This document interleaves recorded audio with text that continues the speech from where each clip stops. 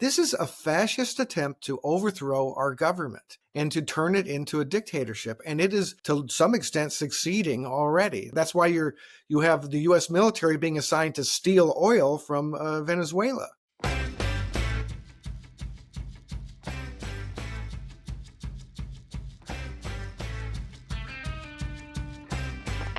On January 3rd, the United States bombed Caracas, captured Venezuela's president in the middle of the night, and flew him to a federal courthouse in New York. The administration called it a law enforcement action. Now, there was no congressional authorization, no UN mandate, no coalition of allies.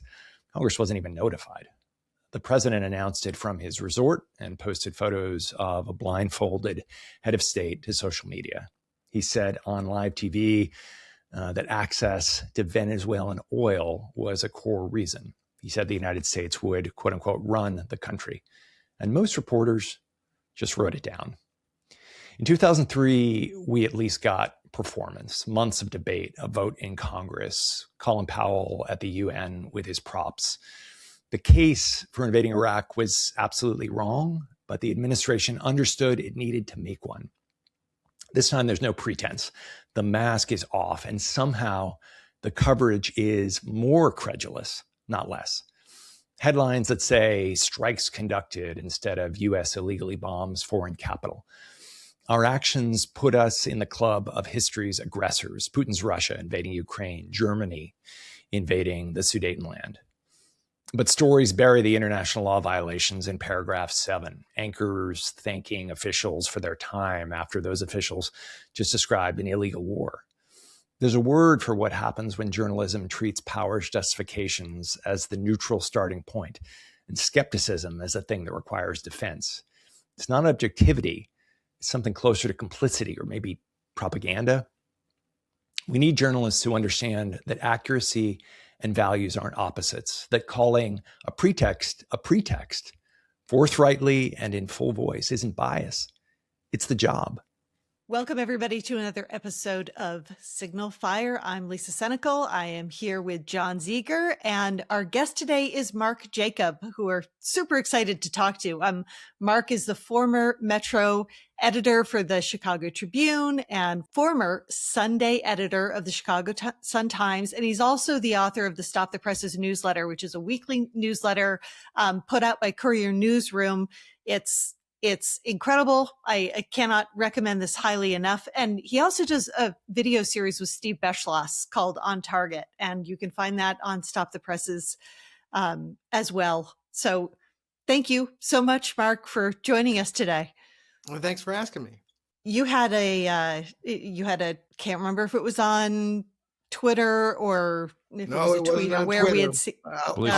Not Twitter. So it must have been on Blue Sky. It was. And then you had a piece, and the title was, "Will the press continue to keep Trump's military secrets?" Right. And obviously a big issue right now. And this, I know, John, is why you wrote me over the weekend, like, we got to talk to Mark Jacob. So jump in. I'd just love to hear you drop a quarter in the machine and hear your thoughts on where we are now, in particular, in light of the Venezuelan invasion or kidnapping or whatever we want to call it. I mean, I wrote a piece about how the New York Times and the Washington Post both knew about the attack in Venezuela and they agreed with the government to keep that secret. And that's really a longstanding thing. I mean, it's for media that they don't want to put the troops in danger. That's the basic idea. And I think legitimate in normal circumstances. But the question I was raising was, here we have Trump abusing the military and using it for all these really questionable purposes, sicking it on the American people, for example, and also using it in kind of for conquest, in this kind of new identity of imperialism that the United States has adopted under Trump. And so the question I was asking, and it's not an easy question to answer, is when does it stop that the press, keeps Trump's secrets?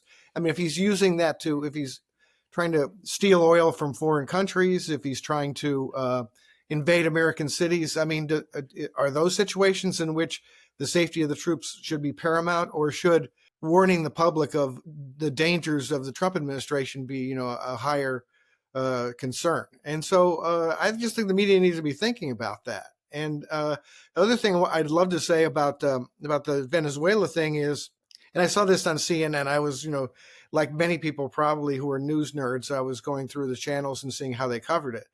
And especially CNN, but all of them seem very excited about the fact that the U.S. military does a good job. It's intrepid. That it's and you hear that from Hegseth all the time. That this is the greatest military ever, and they probably are the best military in the world, and they do brave things, and they have great equipment, and they're well trained. But the thing about that is, we shouldn't celebrate that when they're doing horrible things. When they're following orders from a dictator, it's not exactly hurrah that they are so efficient. And so if you focus on that, as CNN especially just seems very excited about things blowing up and people shooting at each other, and so they just seemed, to me, in my mind, way too enthusiastic about the whole episode. There seems to be as much difficulty for the press trying to figure out what degree of enthusiasm, how they should talk about military action, the same way that they struggle with how do you talk about Christianity and Christian nationalism. And these, you don't have to be all in you don't have to be constantly in defense of Christianity if we're talking truly about a Christian nationalist agenda. And you can support the troops without supporting the actions of a dictator. And has this always been this complicated, or is this really a Trump phenomenon and what's happened with the massive corporate takeover and billionaire takeover of these media operations? Well, it's always been complicated. The paper I worked for last, the Chicago Tribune, got in big trouble during World War II by reporting after the Battle of Midway that the U.S. military knew what the Japanese aim was, and they didn't say specifically that the U.S. military had cracked the Japanese naval code, but it was really easy to surmise that that's how they would have learned exactly where the Japanese were going, which was a key thing to know and help them win that crucial battle in World War II in the Pacific. And FDR was so ticked off about the whole thing that he wanted to bring charges against journalists at the newspaper. It was a real message to newspapers that they better not endanger the troops, and they better be really step carefully if they're American newspapers and America's in a war. Even with the Signalgate problem with the where Hegseth and Mike Waltz and those folks were sharing, they just invited a journalist into their discussions about military attack plans, which frankly in any other administration would have had them fired, if not brought up on charges as well. But nothing's happened, because Pam Bondi isn't really Attorney General. She's really just Trump's fascist enforcer. And so she just said, well, no, we're not going to do anything about it. And so, but in that case, they invite Jeffrey Goldberg into their discussions. He did not, of course, say anything at the time. I think partly it was that he wanted to make sure this was all legit and nobody was fooling him. Mm-hmm. So, but when he did publish, he kept a lot of details out of specifics about the operation. Then the Trump administration started calling him a liar and saying that he wasn't telling the truth, that in a day or two later, he said, well, I'm going to publish the whole thing.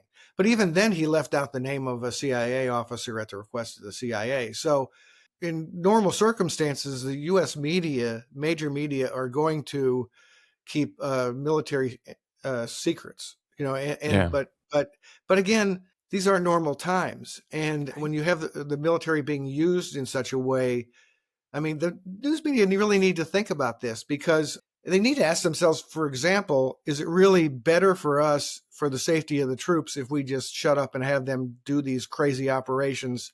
Or is it actually better for the safety of the troops if we expose the fact that Trump is about to do crazy operations? The troops would have been safer if they hadn't gone into Venezuela to kidnap a foreign leader and blow up things and kill 80 people at least, including civilians. I'm curious about how you think about the use of kind of language and the way that the media kind of, let's say, acquiesces to the frame of the administration on a particular thing. And I think this is not just true of this administration. I mean, I think in many ways it's true of every administration, right? The way that a thing is talked about becomes, in many ways, becomes the way that it's covered. I think the kind of my personal hypothesis is sort of the Occam's razor of everything about Trump is, whatever makes corruption and personal benefit for Trump the most likely, that's the thing that will happen, right? Everything else is sort of a kind of pretext, and it seems to me that is, if you sort of back test everything that's happened in Trump's whole political career against that, it holds up pretty well as a sort of theory of the case, right? It's Totally. And yet, we find ourselves in this place where, okay, it's about Maduro has been indicted, as you say, by a Justice Department that is hardly, independent, right? And who is prosecuting these charges, although I guess some of it predates the current Justice Department. And the press is sort of acquiescing in this frame that it is a law enforcement operation, when in fact Trump is so transparent. He's sort of a id walking around on two legs. There's sort of nothing, no real filter there. It's like it's about the oil. Right? Like he goes on camera and says it's about the oil. We're going to take the oil back. And yet we continue, I think, to see a great deal of the coverage take totally seriously the idea that this was a sort of law enforcement operation that was, I don't know exactly how to frame the question, but just say, like, I wonder what the role of media is to be able to say, in a different world, there would be a legal justification for this. But the reality is, like, it's not a good faith. It's not a good faith argument. It's the third pretext you've come up with. Sort of cycled through various kinds of things. And the guy stood on national television and sort of gave up the game and said it's about oil and we're going to run the place. And he pardoned a major drug trafficker, in the former president of Honduras. So obviously he doesn't care about that. I think in an upcoming, version of my Stop the Press's newsletter, I'm going to deal with what I call what a radically truthful news organization would be. And that is way more confrontational than what we're seeing now. And it behaves in ways that the major media just won't behave now. Like, for example, I was pushing for when, the Trump has kept blowing up boats and murdering people in, in the Caribbean and the Pacific. And, it's just claiming, without any evidence at all that that they're drug runners, who knows. But even if they were drug runners, that's not what you do. I mean, it's not like a capital offense without trial.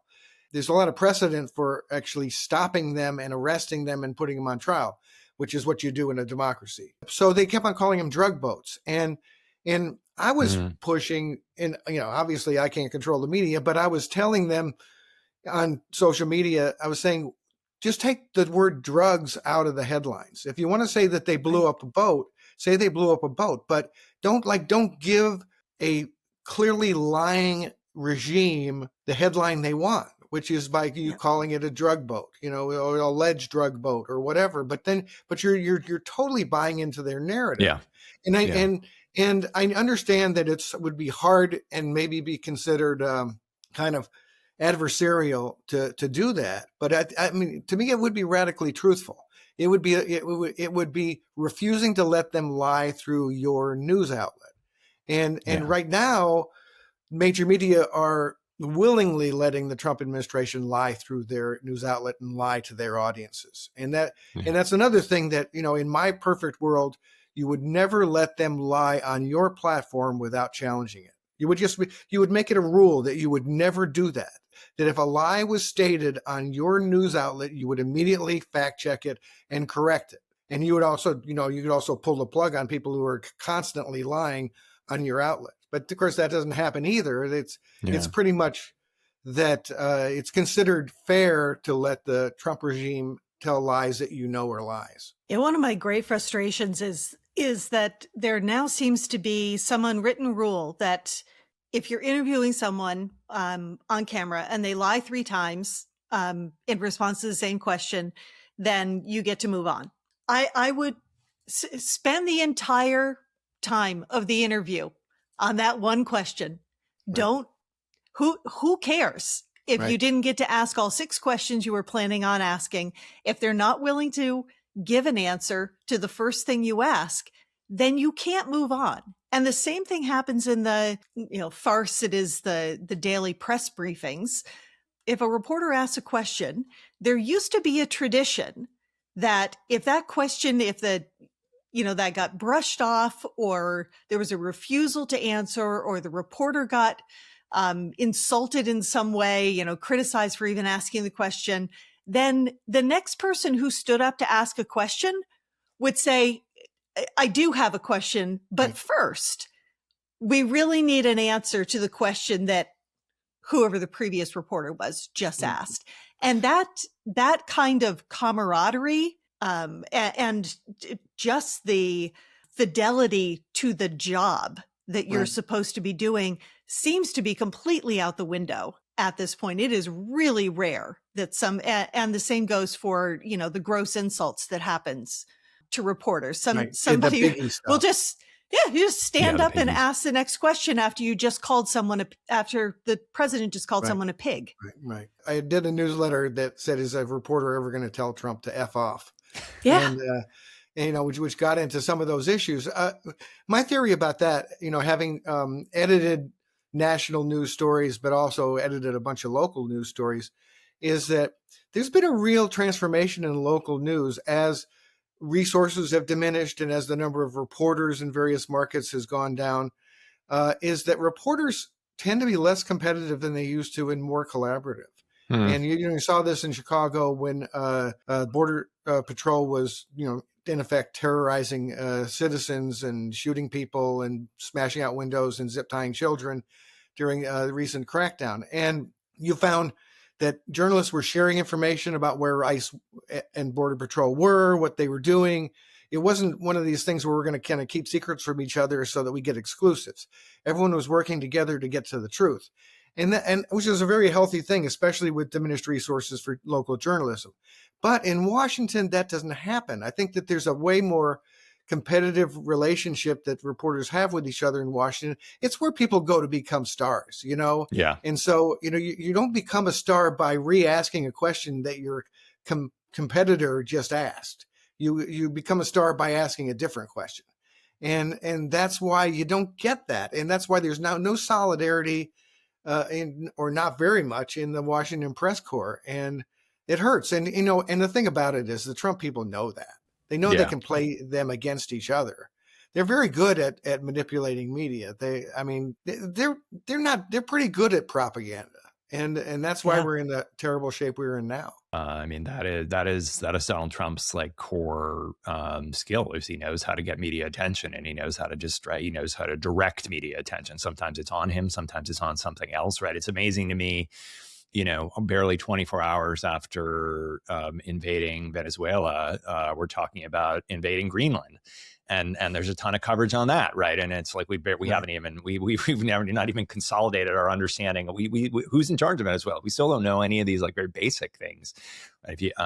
And yet we're already kind of in some ways on to the next thing. And Epstein, who? You used a word before that adversarial, kind of a willingness to be somewhat adversarial. And Lisa's heard me say this before. I have this sort of theory that kind of all of the we have sort of 3 great systems for understanding truth in society, right? We have the legal system, imperfect, but it's a fundamentally the Western legal tradition is adversarial. We believe that each side gets represented. There's a certain set of rules for what is, we call those the rules of evidence, things like the hearsay rule and whatever. And within that structure, it's our conceit, at least, that the adversarial process gets as close as possible to the truth, right? And then we have a neutral trier of fact. And journalism, it seems to me, is the other, and it depends on being fundamentally adversarial. it's not entirely absent, but it is overwhelmingly absent. I mean, you can think like George Stephanopoulos, maybe, you know, has been a little bit of an exception in terms of big media personalities. But I wonder what you think about how journalists are educated and how they're kind of inculcated in a culture that adversarial quality seems to be missing. Or do you think I'm wrong? Do you think it's not? I'm interested in how you view that. I think, you know, young journalists and journalists in general do embrace kind of an aggressiveness and an adversarial approach, you know, and try to ask hard questions. I think where the real problem comes is the owners. And, you know, you mentioned Stephanopoulos. Well, he was completely undercut by ABC News cutting a deal with the Trump people to just give them millions, even though he would have won that lawsuit. And so they're constantly undercutting the journalists and making them less effective. Another good example is, you know, the CBS News under Bari Weiss, where you have a rock solid report. You've tried to get the White House to engage and sit for an interview, and they've ignored you or refused for weeks. And then you want to run the piece. And then at the very last minute, Bari Weiss, who frankly does not have the chops, does not have the experience as a news reporter to understand how this all works. She says, wait a second. We know you didn't get the Trump administration's view of this. Let me give you the phone number for Stephen Miller, which of course she had right at hand. And so they pull the piece, and I don't know if it's ever going to appear. And what she didn't understand, and that anyone who had actually been in a newsroom and worked on a very sensitive story, which I did a lot, would realize is that you cannot give the people you're writing about veto power over your story. Mm-hmm. You try to get with their comments, and it's really important to try to get their comments and get their reaction for two reasons. One, for fairness, but also, you know, you might say, well, we're going to say this, and this. And they might say, well, you know, that thing isn't quite right because this happened. And they might save you from making a mistake. Mm-hmm. So it's really important. We used to have a rule in the newsroom, no surprises. If you were going to write a negative story about somebody, you made sure they knew exactly what you were going to say. And I think it's a brilliant philosophy because, you know, you know this, that if somebody is surprised by something horrible in the news about them, they're going to be really angry. But if you tell them the night before, hey, we're going to write something horrible about you in the news, they're less. They don't feel, you know, jackpotted or ambushed. Yeah. They feel like, well, all right, you were doing your job at least. So it's really important to not surprise people. So that does not mean that you have to wait forever for them to get back to you. I mean, we had situations. I was a Metro editor when Rahm Emanuel was mayor, and he was pulling all kinds of tricks. You know, this whole idea of manipulating the news and stuff like that, that's not just for Republicans. That's for, he was right. One too. Yep. Yeah. And sometimes when you tell them, hey, we're going to write a story tomorrow that says this, and this, they will say, well, can you give us, another 2 days to, get back to your response? And then you are in some sort of negotiation. No, we really want to publish tomorrow. So we'll give you like the next 6 hours to get back to us or whatever. And you might find, and we did, situation where they'll leak it to somebody else, to your competition, just to punish you for getting the facts right. So there's always a danger in that. But Bari Weiss actually pulled that story because the White House, which had been invited to comment for weeks, did not comment. At least that was her explanation for it. So I got to tell you, I think the big problem in news coverage is the ownership and the top executives. It's not at the trench level. Well, Mark, I already knew this before talking with you today, but you have just given me another example of why I know you're a nicer person than I am, because I'm not that generous with Bari Weiss. I don't think it's that her lack of understanding the way that should have been handled. I think she. You think she's just in the tank? Yeah, I think she's just in the tank. She knew that if they didn't respond, it should have been run anyway, but it was an out for her to not have that story run, and she spiked it. And I expect that has either happened with other stories or will happen with future stories as long as Larry Ellison's boy and Bari Weiss are leading CBS News, and it's a tragedy because that institution, especially of 60 Minutes, was something that we used to really be able to count on. We're already seeing signs with CBS. I mean, they had a very favorable interview with favorable for Hegseth interview with him about Venezuela. I mean, it really was not up to standards in which you would really press somebody on such a controversial issue. It was pretty much just gave them the floor. And then the next day, on them talking about the evening news, they do this kind of stupid report about how Marco Rubio has a bunch of jobs. He's as you know, when Trump doesn't have a position, he just gives it to somebody who already has a job. So he gives people 4 or 5 jobs. And they said, this is Tony, Dokapol, who the new guy there, the kind of the fair-haired boy. And right. Literally, I think he was a former hair model, actually, but anyway. Yeah. Sorry. He says, well, whether, no matter what your politics are, you got to give him credit for having so many jobs. And no, I don't give him any credit for that. No. I mean, I think that shows that Trump all he wants is, subservient yes men around him. And so instead of actually getting more people there who actually know things and could argue with him about things, he's just surrounding himself with just a few people. This is just part of him, developing this very tight inner circle, which is what dictators do. Now, I don't give him credit. I mean, this whole, it even used the phrase, Marco Rubio, we salute you. I mean, he actually said that on the news. Yeah. So Disgusting. I mean, I wasn't trying to excuse Bari Weiss. I was just saying that she does not have any hard news experience. She just came in as an opinion writer, and she's been an opinion writer. And so as far as news gathering in a difficult environment with very powerful people, she does not know how to do that. And maybe she doesn't care. Maybe she's the very powerful people are the people she's chumming up with. Yeah. I just think CBS is just gone. It's just gone. What they used to be, sorry, they're not anymore. It's important for people to understand that just because it has a good name doesn't mean it's good anymore. But the Ellison family is also trying to acquire CNN. And, and there's possibility that Trump may help them do that. So they're in a tussle now.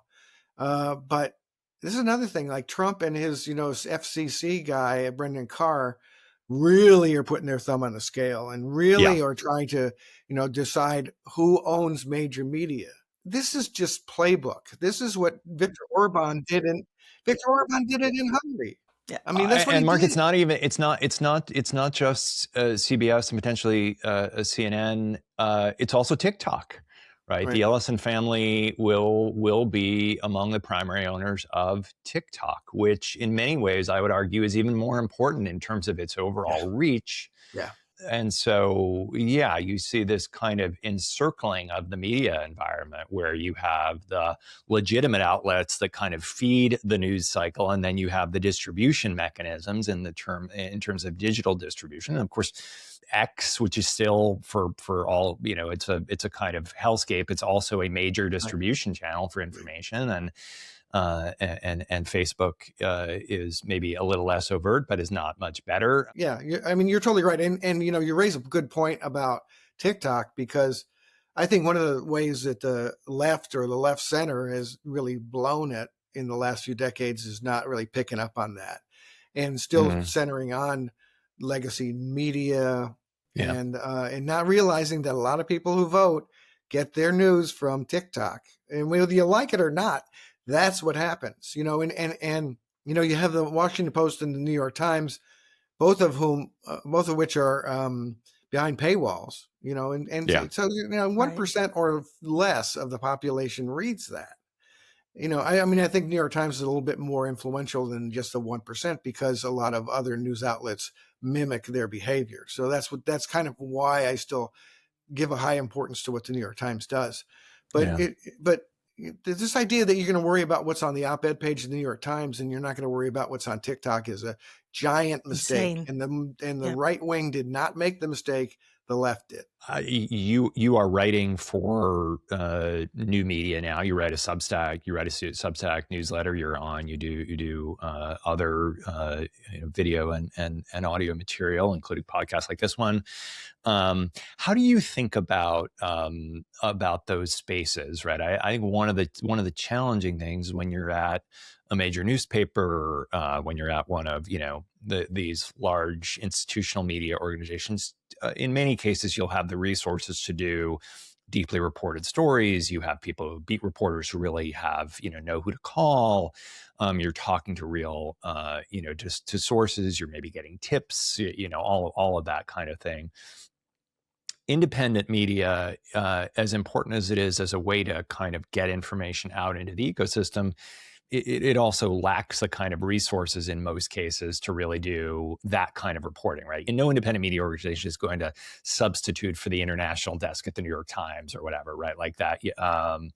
And so I wonder how you kind of think about, because a lot of what I think substitutes for the kind of dietary category of news on these platforms is really commentary. It's analysis at best, and I sort of wonder about that evolution, right? Where institutional media is captured, has the resources to do real reporting, but it's captured. Independent media is willing to tell the truth, but it doesn't have the resources to actually do much reporting. Right. And so everything sort of falls between the two stools, where you could actually do reporting and be truthful about it. And I don't know. Maybe I'm just describing a problem, but I don't know if you have thoughts about that. I think it is a problem. I mean, there are some independent journalists who are doing a lot of actual reporting and actual research and grabbing documents, and also they're legal experts, and so they're grabbing the latest indictment and they're explaining it.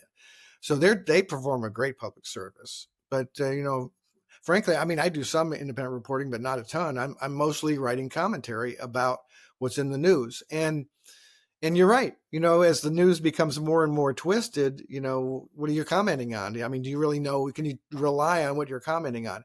I feel like that it's really important to celebrate good journalism. The Guardian. I give money to the phenomenal. Guardian, and I urge people to. It's really sad that one of the best news outlets on American politics is based in the UK. Yeah. I mean, that I think says something about American media. Mm-hmm. And it's free, free access, but they would certainly like your donation. Same thing with ProPublica, which is doing great investigations. And when you saw the ProPublica reporting on the corruption in the Supreme Court, you did wonder why the Washington Post and the New York Times didn't write that for decades. They had beat reporters there, but they were chumming up to NPR's court reporter was best friends with Ruth Bader Ginsburg, which would have been a problem in any newsroom I would have been supervising, but wasn't for NPR. So, so there are independent outlets that are doing a great job. We just need more of them, and we need people to support them, and we need people to stop supporting the bad ones. I pulled my subscription from Washington Post. I didn't like to, and that's the real problem there. Is that their news coverage is still pretty good. I think they still have good reporters, although they chased a lot of the best ones away. But their opinion section is terrible. It's like it is like written from the White House, pretty much. And with Jeff Bezos, and let's understand what Jeff Bezos is doing. I don't think he really cares what the Washington Post editorial page says. He just doesn't want to get in Trump's bad side. I mean, he's got way more financially important properties, such as Blue Origin and and Amazon, of course. And so Trump could mess up his businesses big time. And so Trump has leverage over him, and so Bezos uses the Washington Post editorial page to make Trump happy. And so I just couldn't take that anymore. And I also, because of that, because you had this clearly compromised opinion section.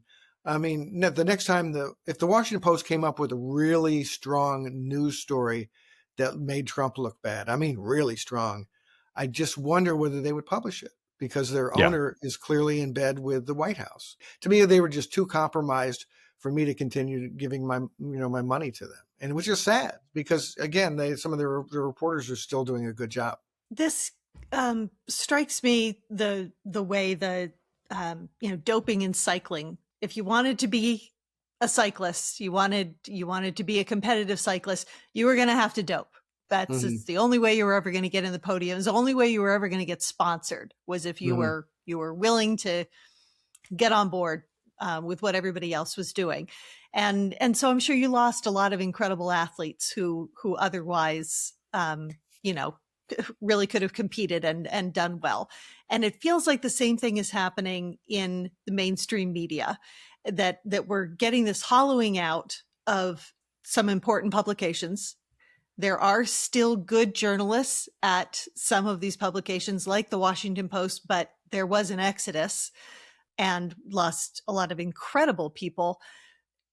How do people function now? How do reporters who want to have these careers or who have for a long time been building these careers continue to have them and not be willing to dope? How do they not go along to get along and still have jobs? And is that, which is the better thing? Like in the first Trump administration, we kept hearing, well, people were staying as part of that administration because they were helping to keep the guardrails in place. Right. And now in 2.0, none of those people are there. And I was super critical of the people who stayed in the first Trump administration. And now I honestly would be good to have some of those people, but they'd never be allowed back in. Right. But how does that impact journalism how do you stay in if you're good? It's in the same way any other business where if the conditions get so horrible and you feel like you can no longer fulfill your mission, you have to go. I mean, I've quit jobs from principal before, and you don't want to because you feel like, as you say, if you stay around, maybe you can make a difference and make it better. And you also have people who you work with, who you care deeply about, and you want to help them and protect them if you can. But eventually you have to reach a point where you have to say, no, I'm not going to go there. I'm not going to do that. And you have to leave. And you saw that in the first Trump administration. The second time, you didn't, because he certainly knew who the bad guys were and invited them in. This is, just as a little aside here, the soullessness of these people in the Trump administration is just staggering. It's depressing to me because, I mean, you have a guy, Trump, who's clearly a narcissist, cares only about money and power, and just doesn't care about any human beings or his country. That he's a sick individual. But there are a lot of people around him who are in some, in a clinical way, they're rational characters. They are not crazy. They're not deluded. They have simply made a decision that their career is more important than the country. If you're going to torture immigrants, if you're going to, if you're going to do all manner of horrible things, it's okay with them if it helps their careers. And you have, Mike Johnson's a perfect example. I think that guy seems perfectly sane. He's just a soulless guy. He has no feeling for other people. And that's depressing. I mean, to me, even if you disagree with people politically, that's why this is so different from everything else in American history or in my lifetime. I mean, it's okay with me if Republicans and Democrats want to disagree on the issues. I have no problem with that. And Republicans could be right about some things, issues wise, but that's not what this is about at all. That's not what's going on now. This is a fascist attempt to overthrow our government and to turn it into a dictatorship. And it is, to some extent, succeeding already. That's why, that's why you have the U.S. military being assigned to steal oil from Venezuela. Yeah. So we're in a place where we've never been before. And that puts the precedent, and going back to the press, that puts them in a difficult position too. And you have this situation where if certain reporters told the truth, they get fired. That's a thing that's alarming. And, I keep on saying, why won't any major media outlet write a headline that says Trump is building a dictatorship? There's multitude of evidence. I mean, you could spend all day with evidence that shows that it's true, totally provable. You could write a story that totally proves that in many, many ways. His defiance of laws, his, you name it. but they won't write that because because their bosses wouldn't let them write it, I think is what it is. Yeah. And I don't know, when do you quit and move on to something else? I don't know. You've seen various reporters, people who left the Washington Post, have gone to other news outlets where they thought they could actually make a difference and tell the truth. I mean, there are fewer places in mainstream media, but in some ways, get back to the question of what do you do with these kind of independent outlets and how much impact can they have? The plus side is you can say whatever you want, and you don't have the pressures of some Larry Ellison or somebody else like that telling you what to say. The downside is that you also don't have a support system. A lot of these Substack outfits are one-man bands, and there's nobody around. What I used to love in the newsroom was that if I had an idea and I said, hey, we should write a story on this, I had really smart deputy Metro editors who would say, we've really done that already. Yeah. That's not going to be a good story. Or why don't we write this story instead? And then when the story was about to be published, I'd read it and say, hey, that's fine. And then, one of my subordinates would come to me and say, this paragraph here doesn't make any sense. And they'd fix it. And so, collaboration in journalism is really important. It's a good pick. I'd like to be talked out of my stupid ideas. Yeah. So that's the negative thing about independence. But I mean, we're dealing with an authoritarian government here, and they could shut down. I got more than 100,000 followers on Blue Sky, I'm proud to say, and I really like Blue Sky, but they could shut it down tomorrow. I mean, that's possible. So diversification in media is really important right now. Yeah. And so that's why, all these newsletters and people on YouTube and TikTok and all that, that's important. That's really, I mean, it's going to make it harder for them to totally crush dissent in this country. Yeah. So the question, I mean, Fox and a lot of the right-wing media ecosystem have what appears to me an incredibly high tolerance for camping on a story that they want the users to pay their audience to pay attention to, and just not letting it go. Right. Whereas I feel like maybe with the possible exception of the Epstein story, but even that I think is less true. In general, mainstream media is just like the story of the day. We're like a goldfish. They have no memory. It's just like every day they just wake up. There's just what's the story today? You're totally right. There's this kind of bright, shiny light kind of thing going on where, and like as an editor, you would think you would want, like, there are some things are just more important than others. Like you should camp on certain things for as long as you need to camp on them, right? Even if like a lot of ephemeral, shiny objects just go by in the meantime. But people don't seem willing to do that, and I wonder why. Because it's way easier just to report what happens in front of you at the press conference, and developing a story over days, weeks, and months is harder work.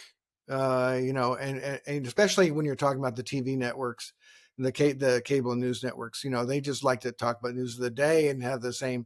They don't like to do a lot of reporting. They don't like to do a lot of fact finding. They like to have people sitting around talking about facts that other people dragged in.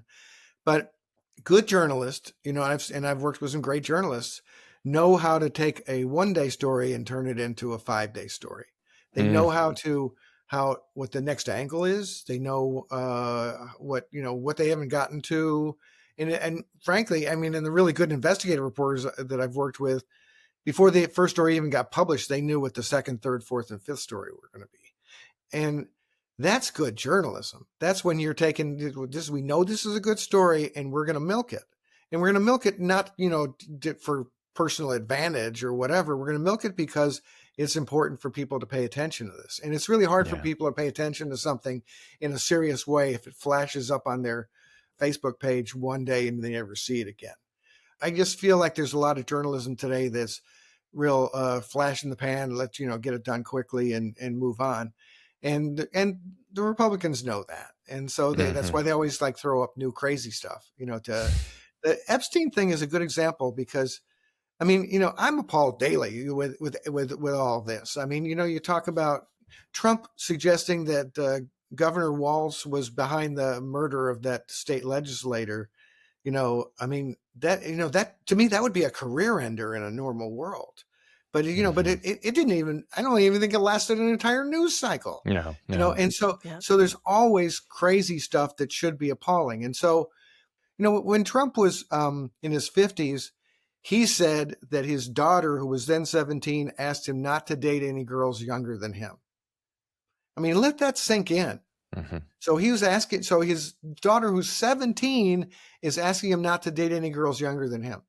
Yet there's yet the people who are supposedly the moral keepers of our society aren't bothered by that. I am, but Epstein seemed to kind of roll down the river just like everything else, and it's just kind of amazing that it came back.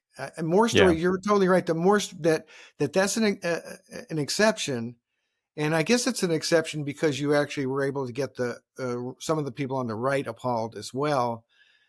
They just overplayed their hand by suggesting that it was all going to expose Bill Clinton, and it was being, quieted down. But then when you had, Pam Bondi and the rest of the Trump people, clearly hiding the Epstein files, which they're still doing, by the way. I mean, they are violating the law that they signed about the Epstein files. They're not releasing what they're supposed to be releasing, what they should have already released. So that's still going on, but that has had power. I mean, it's had power because obviously it's about the victimization of children, for one thing. I mean, I'm gratified that that's back. I thought maybe we'd never hear from it. He'd just be like everything else. By the way, I was appalled by Trump drawing on that weather map, pretending that hurricane was going to hit Alabama when it didn't. To me, that was like this. That was an example of somebody completely lying in a brazen way for no apparent reason other than he didn't want to admit that he'd made a mistake, which everyone makes mistakes. So why not just say, oh, I got that wrong? Instead, he would rather alter what his version of the truth to, and to me, that was just a sign of that he's capable of lying about everything big and small. But Mark, it was even before that. It was the largest inauguration crowd in history. Yeah. I mean, it started literally on day one, right? I mean, I think that quality of Trump's secret weapon is a kind of shamelessness and a recognition that if you brazen it out, if you just double down, if you just push through, the media, and here we are 10 years into his political career, in the main, maybe longer than that in terms of his dabbling, but in terms of his, presidential, and the media has not figured out how to cover that brazen it out pattern. It's actually just totally acquiesced to it.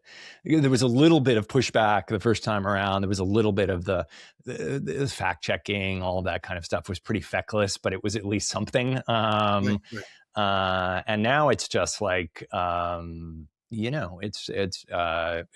normalized. It's just totally normalized. Well, I feel like the media kind of took a cue from the public a little bit and overestimated the public. I mean, I think that the news media figured, if somebody is like caught on tape bragging about grabbing women's private parts, that everyone would be offended by that. Turned out that the evangelical Christian leaders didn't bother them at all. They, that was just, I guess, I think what's happened in the last 10 years is that it's really been exposed that there's a segment of the American public that is so racist and sexist that it doesn't matter how much of a criminal you are, they're going to support you. And then beyond that, you have extremely rich people who are willing to support a racist, sexist criminal as long as they get their money. And then, and then you get these religious leaders who, as long as, Trumpism helps protect their money and their flock, are in favor of them. So you have all these different people with different self-interests who are perfectly willing to surrender any concept of decency in order to support this guy. And I'm not trying to excuse the news media, but the news media, I think, felt like when when they reported that Trump, called, insulted John McCain, who had, spent like 6 years as a prisoner of war. They figured that the American public would say, oh, this is terrible. We're not going to support this guy. No, it didn't. Nothing mattered. Nothing stuck to him. And I think that left the news media in a position where if the overwhelming majority of the American public isn't going to be offended by that, then we look bad being offended ourselves, because Yeah. the standards, moral and ethical standards of the news media, I think to a large extent are designed to reflect the moral and ethical standards of the public at large. And so the news media was really caught off balance when it kept on bringing up these, horrible incidents, where with Trump just doing, making fun of, a disabled person and stuff. Yeah. I mean, just disgusting stuff that any decent person would be appalled by. And it just didn't matter with opinion polls. I think that the news media they were confounded. I think they just didn't know how to react to it. Is it unique to Trump, or does this carry forward? There will be life after Trump. There will be media coverage after Trump. What is that? Do you think this was uniquely bizarre because this guy's been lying since he's been manipulating the media since he was in his late teens? And, do we get back? No, we're never getting back. I mean, if we get back, it'll be decades. And the damage that's been caused in the last few years is horrendous. It's like somebody burned down half your house and the rest of it's on fire. I mean, it's awful. And recovery will be, if it ever happens, will be slow. What 77 million people did to us last November is just an act of, it's an act of violence against me and my family and everyone I love. And that's the way I consider it. I think that they ruined our country by voting for this man. Now the other question is, why, what comes after Trump? I think that scarily he's invented, a playbook for him, how to manipulate people, how to intimidate universities, how to intimidate law firms, how to get the tech boys to pay them off so that they support you, how to pay off Wall Street. All that has been taught to J.D. Vance and people like him. Trump has some sort of charismatic magic, I guess, with stupid people. I don't know how else to say it. There's something I never understood. I constantly hear how charismatic the guy is, and I don't get it, but I see it. It must be there. Yeah, it must be there. It's demonstrable, right? Yeah. I view him as the most disgusting person alive today. I'm like, every day I hate listening to him or looking at him. He's a terrible guy, disgusting in every way. I can't stand the guy. But some people, he's great. He's the next Jesus to them, and I don't understand that. So trying to explain whether that is, whether that can be conferred on another person, I don't know. I suspect not. I kind of feel like J.D. Vance is a little off-putting. Trump is too, but of course. So you never know. I just don't know. I just think that Trump has some sort of magic dust that I don't think anyone else has, and I hope not. Because J.D. Vance is at least as soulless as Trump. He is at least as willing to do anything for power and money, especially power. I think he's like just a power mad, jerk. And Marco Rubio, who's also been in the conversation, and these people who Rubio got confirmed as Secretary of State 99-0.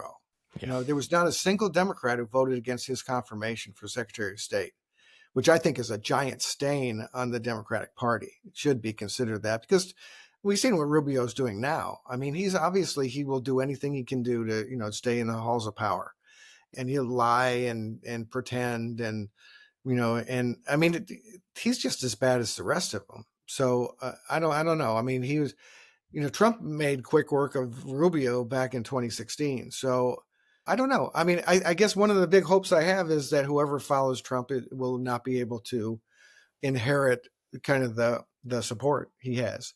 But I think one of the real takeaways of this whole period in American history is a third of the American public would support a dictator and would support and is so deeply racist and sexist that it would support any cruelties that could be done to women and people of color.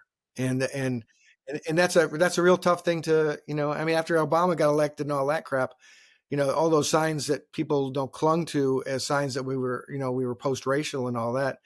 It's a pretty tough conclusion to draw, but it's an inescapable conclusion to draw as well. My sort of conclusion on that point is less that something has changed about the U.S. population and more that modern technology and media has made it much easier to manipulate and coalesce that minority of the population. And when you take that minority of the population with the kind of disaffected group in the middle, it just kind of is checked out. That forms a big enough, plurality to swing elections, and so it leaves the pro-democratic engaged group that are aware and care about democratic values, having to win every election becomes existential, and you're sort of hanging on by your fingernails, and that's a really tough place to be. So I guess for me, we're not going back to what you said a minute ago. I think that's true. And the question is, what is forward? What's the new thing we're going to create that this is not the end of history. This is a certain model, and it has worked for a period of time, and it might work for a very long time, but it's not the end. And so, how do we take what we now know about the world and try to build something better? So that's my sort of slightly hopeful coda. I don't really have an answer to it, but we really appreciate you, Mark. It was great to have you on the program. Thank you for the work that you're doing. I so appreciate the unvarnished. We just don't have enough people in the media willing to just say it, and you are always willing to just speak the truth. And God, we need more of it, Mark. So I hope we get a chance to talk with you again. Yeah, then invite me back. Happy to talk with you guys. All right. Super. Wonderful. Thanks so much, Mark. Appreciate it. Thank you.